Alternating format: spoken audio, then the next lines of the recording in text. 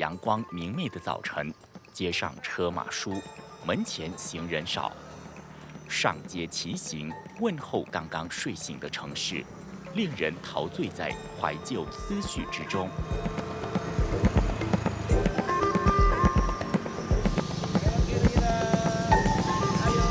Orang tua saya orang Minangkabau. Ayah saya kelahiran Payakumbuh, ibu saya dari Pasaman. Tetapi mereka menetap di Bagan Sepi Api ini dari tahun 90-an gitu. Ketika itu ayah saya ditugaskan menjadi kepala kantor pos di Bagan Sepi Api. Jadi ketika itu saya masih SD gitu. Jadi saya masih SD, saya masih merasakan Bagan ini seperti aslinya sekali. Waktu itu masih ada bioskop, masih ada permainan-permainan tradisional. Jadi saya menikmati sekali masa kecil di Bagan Sepi Api ini. Waktu itu motor sih belum banyak ya, apalagi mobil. Jadi setiap pagi saya melihat ada siswa-siswa sekolah itu pakai sepeda yang saya tidak temukan di Duri kala itu. Jadi kebetulan saya pindah ke sini kelas 3 SD, di Duri ke sekolah saya pakai angkot, di Bagan saya pakai sepeda gitu. Jadi saya merasakan sesuatu yang berbeda. Makanya saya menikmati masa-masa kecil di Bagan Sepi Api.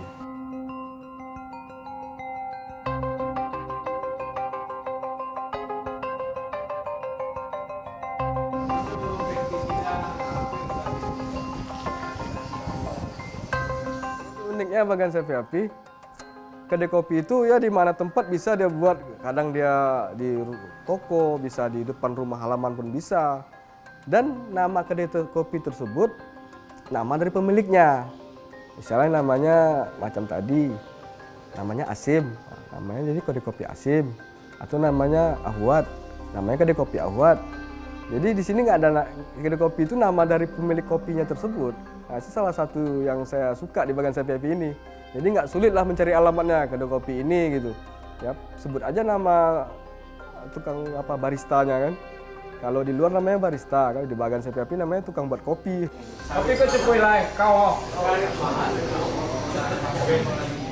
Rata-rata di kota ini yang punya kedai kopinya orang Tionghoa. Tapi yang pelanggannya dari berbagai suku juga. Jadi dengan adanya begitu saya lihat memang tidak ada perbedaan. Artinya, jangan ini ngopi di sini, ini orang Tionghoa. Saya rasa nggak ada di sini.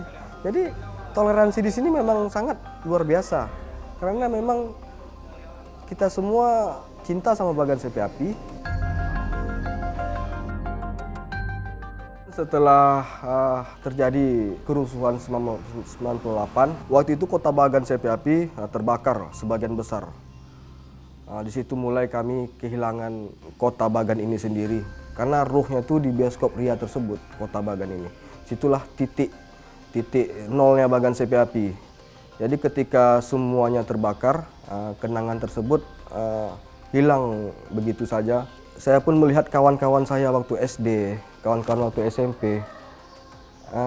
Saya sudah tidak menemukan mereka lagi. Jadi saya ingin mengetahui keberadaan mereka melalui dunia maya, melalui medsos gitu. Makanya saya membuat sebuah grup bernama Bagan Sepi Api Tempo Dulu. Tujuan awalnya ingin bersilaturahmi dengan kawan-kawan saya yang dulu yang pernah tinggal di Bagan Sepi Api.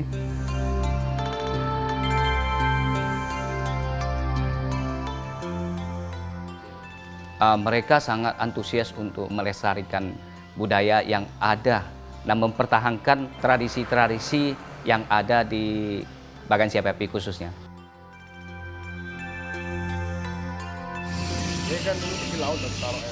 Support dan dukungan tidak hanya dari Bagan Sepi Api saja, termasuk yang orang-orang Bagan Sepi Api yang merantau keluar kota atau keluar negeri, mereka tetap bisa mengingat kampung halamannya gitu. Yang itulah yang kita apakan supaya ada satu wadah. Makanya kami ini dengan semangat yang luar biasa untuk membentuk satu tim atau satu wadah dalam satu itu yaitu Bagan Sepi Api Tempo Dulu. Bagan Tempo Dulu isi kan si boholan seuelan jai Bagan Nang. Bagan Nang kidiam gong dan kuca Bagan si Ancua. Dari badan kita kan, kita menyatu di kota Bagan Sepi Api ini.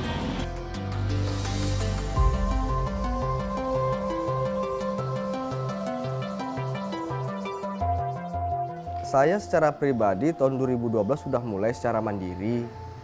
Kemudian saya ketika melihat bangunan-bangunan di Bagan CPAPI, saya melihat ada sejarah-sejarah yang belum diketahui oleh publik. Oleh sebab itu saya mulai membaca artikel-artikel. Kemudian saya tertarik ya. Kebetulan saya dulu tinggal di kantor pos gitu. Di kantor pos tersebut banyak sekali file-file tentang Bagan CPAPI yang menunjukkan bahwa surat menyuratnya sudah luar biasa gitu. Pegawainya sampai 20 orang. Itulah salah satu bukti bahwa Bagan CPAPI ini dulu pernah menjadi kota besar. Orang taunya hanya kota penghasil ikan nomor 2 di dunia. Cuman mereka kadang tidak mengetahui apa saja yang terdapat di Bagan CPAPI kala itu. Tetapi yang paling menarik, perkampungan Hokkien terbesar ini ada di Bagan CPAPI. Pernah saya cerita sama orang tua dulu, ketika kota-kota lain masih makan ubi, di Bagan CPAPI sudah makan roti gitu. Jadi pabrik roti tertua itu ada di Bagan CPAPI, sudah lebih 100 tahun gitu. Saya rasa cukup mewah. Jadi enggak seperti kota-kota lain yang di bawah garis kemiskinan gitu. 根据一份和文游记报告描述，1884年巴彦亚比华人人口不少于1000人，而到了1930年，依照当时人口普查数据，这个数字迅速增长到11998人。随着人口的激增，华人大众对实现公共教育及医疗卫生的形态意识大幅提升。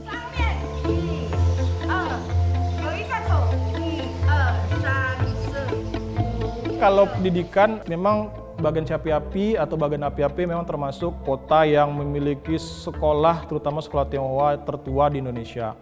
Itu bisa dilihat kalau dari arsip Gereja Katolik, memang sejak tahun 1928 pada saat pendeta itu datang ke Bagan CPAPI dan dia menyebarkan misi keagamaan, memang sudah ada sekolah pada saat itu. Karena ada sifat sekolah yang sosial atau memang sifat sekolah pendidikan resmi. Karena memang di Bagan CPAPI ini, Tionghoanya itu masih kuat memegang adat istiadat dan tradisi dibandingkan beberapa tempat lain di Indonesia. Karena mereka juga ada misi sosial dari gereja saat itu, pendidikan menjadi bagian penting dari orang-orang Tionghoa yang berada di sini.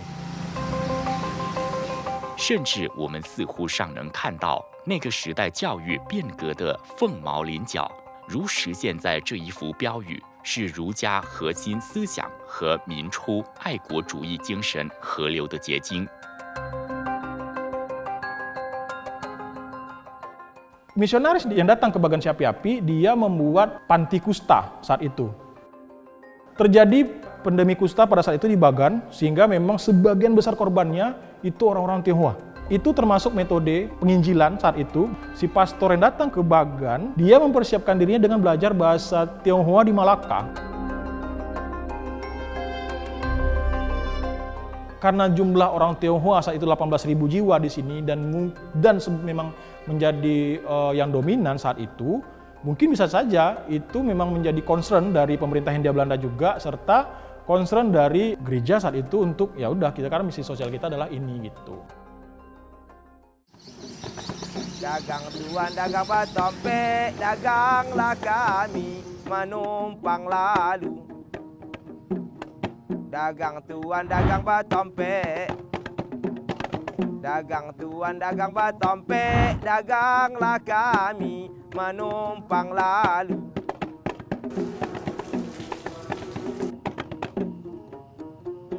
这里的族群大概有6个。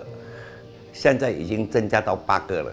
第一个就是苏古门拉尤兀族，第二的就是苏古焦哇爪哇族，第三的就是巴族苏古敦化，还有就是苏古闽南族，还有这个马达族，还有就是这个亚齐族，苏古阿谢苏古尼亚斯，苏古乌伊斯五级族。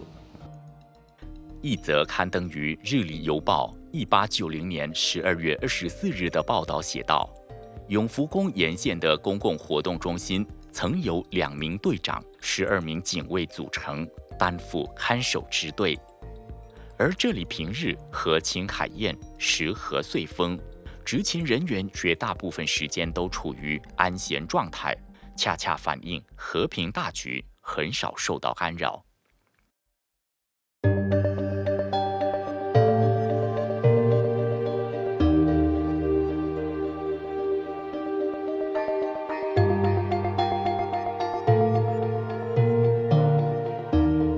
Bagan itu oleh pemerintah Hindia Belanda itu dijuluki sebagai Ville Lumière de Donkerre de Bagan api-api, artinya kota yang bersinar pada malam hari di pantai timur Sumatera gitu. Karena pada tahun 1935 Bagan itu sudah memiliki jaringan listrik. Bagan itu masuk kota metropolitan pada zamannya. Bagan itu dimudahkan karena Bagan si api-api berada di pesisir, artinya di muara Sungai Rokan, sehingga pada saat itu akses transportasi gampang.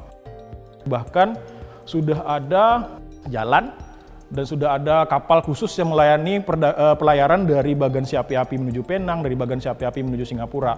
Nah, itu terjadi karena komunitas-komunitas Tionghoa ini berbisnis sehingga kota ini tumbuh.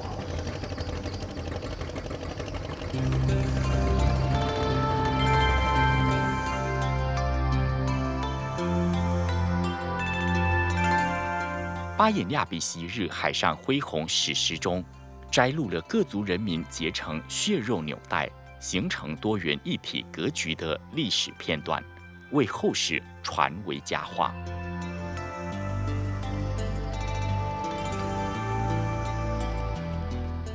Sekitar tahun 1890-an itu pemerintah Hindia Belanda sudah menetapkan bahwa Bagan si api-api itu termasuk pelabuhan penting di pantai timur Sumatera. Mereka sudah mengeluarkan itu dalam lembar negara, sehingga memang Belanda melihat kota Bagan si api-api itu seperti tambang emas kecil.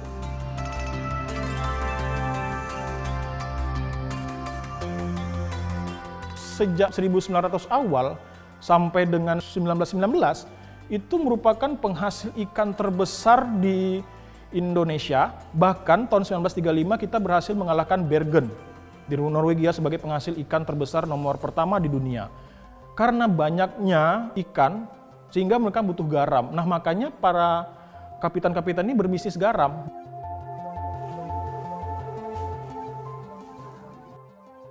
Nah, jadi memang dominasi mereka adalah dalam beberapa dalam Stadblad nomor 100 itu memang diterangkan bahwa masing-masing dari pachter itu diberikan hak istimewa untuk mengelola garam. Dan kemudian mereka juga diberikan hak untuk mengelola gudang. Nah, akibatnya pedagang-pedagang, nelayan-nelayan yang ingin mendapatkan garam murah, mereka bergantung kepada si sistem pachter ini. Pemain-pemainnya pada saat itu sebagian besar adalah memang kapitan Tionghoa. Di antaranya adalah Kapitan Chong Afi, terus Kapitan Oa Hitam, juga adalah seorang kapitan dari Tanjung Balai Asahan. Mereka punya modal, mereka punya modal membeli garam, mengimpor garam, dan mereka memiliki modal untuk mendirikan gudang.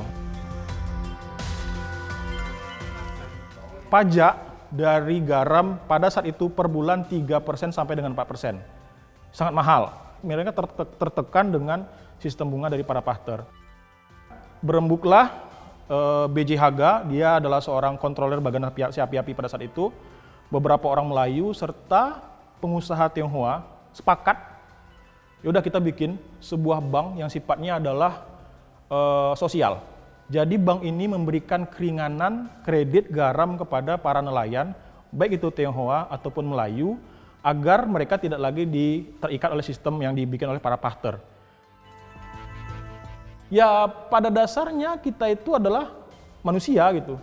Begitu ada orang yang susah, yang ada teman-teman saudara kita yang kesusahan, kita sepakat saling membantu gitu. Nah, image atau cerita ini sekitar tahun sekarang itu kan berubah. Bagaimana percaturan politik menyebabkan perubahan cerita. Padahal dulunya ya berbaur itu biasa saja gitu.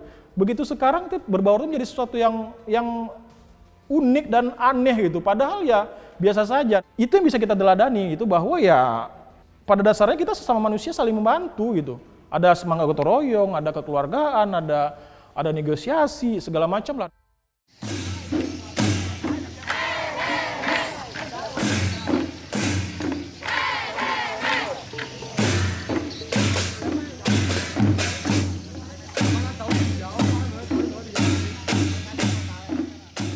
1890年的那一版《日历邮报》还写道，当时位于庙不远处有一座中华剧院，或更准确地说，神庙戏台。这意味着中华文化及其艺术表现已在公共场所大放异彩，但其尾音如今不再上扬。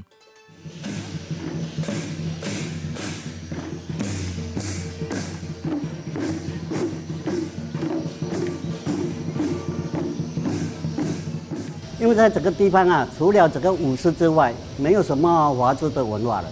假如我们能够成立这个腰鼓，是为了表扬我们中华传统的文化。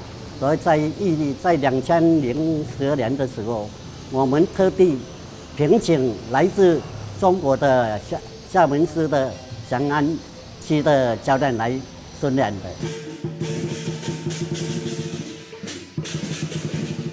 团队的鼓员已经差不多要60个人了，可以组成2队以外，再怎么样，我们还是要举行的，因为这是我们的传统，我们不可以忘记，因为呢，我们忘记就是忘本，就是这样的由来了。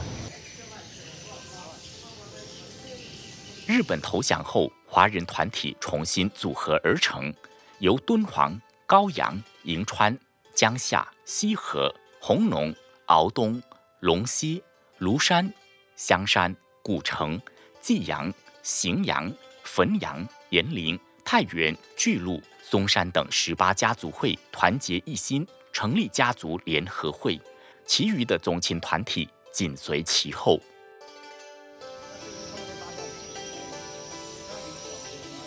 在马眼亚比有古时候18个，后来到了家族联合会成立以来，已经填报。他们这个宗亲会呢，里面不是一个生死，有的是5个，有的是6个，有的是8个，有的是9个啊，等等啊，只是红死的人口比较多一点。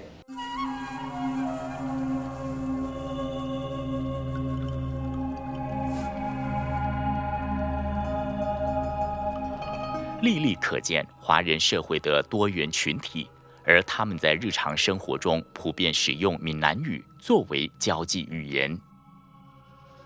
这个时候，在许国明的带领下，家族联合会理事及有心人士正忙着迎春接福、好新年。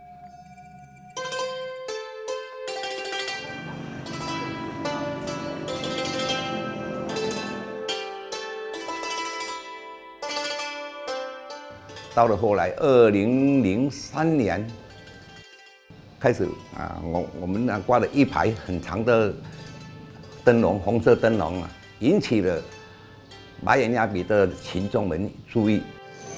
这边到你门口，就到你门口，就到你门口啊，这边jangan到这边啊。Festival Lampion ini pesertanya kita Yayasan Multimarga menyampaikan, mensosialisasikan tentang perayaan Imlek ini setiap tahun.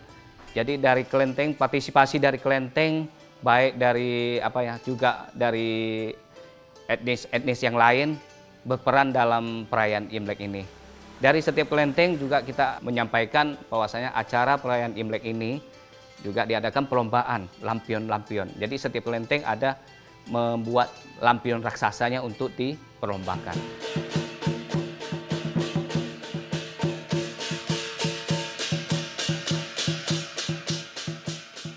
Kan rame tuh turun ke jalan pakai motor, pakai becak. Itu bukan semuanya orang Tionghoa, orang Melayu, orang semua suku-suku manapun menikmati ketika keramaian tersebut gitu.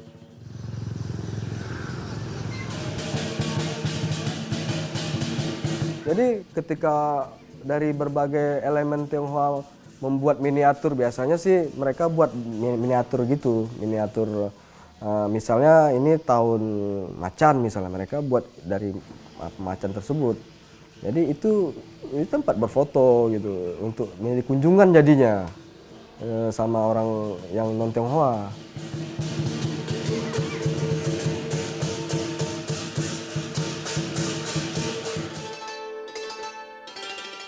农历新年是华人每年阖家欢聚的美好时刻，营造祥和气氛的春联以及玲珑满目的装饰，捕捉着家人团聚的喜悦，记录着孝亲敬老的延续。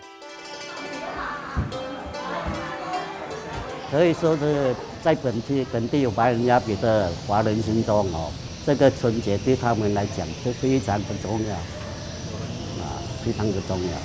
他们不止全家可以庆祝啦，有的可以来这个种植啦、拜拜啦，这个样子。肯定我们种植的宗旨就是在春节的期间，众亲们能够来到宗祠，一同参拜我们的祖先这个是非常的荣幸的。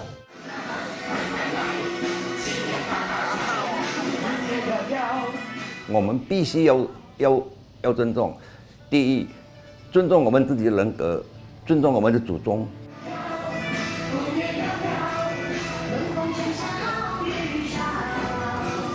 又是一年春又到。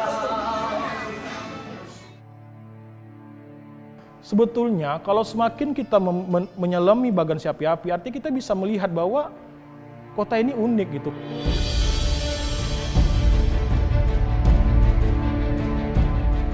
文化创意和旅游产业具有成为地方经济支柱的巨大潜力，积极扩大就业容量，提升民生福祉。如果我们仔细观察华人先民如何评价这座城，一切都写在了永福宫大门上方，仿佛一种预测，这就是宝岛。宝岛上这一颗华美的明珠，是巴彦亚比全体人民共同拥有的文化遗产之一。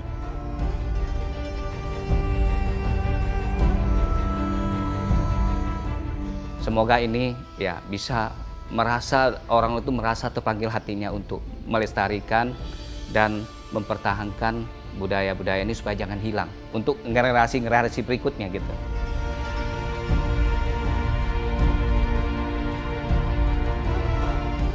迈向新时代，当物质文化遗产得到保存，这方人的包容精神需要薪火相传，让闪闪荧光点燃黑夜。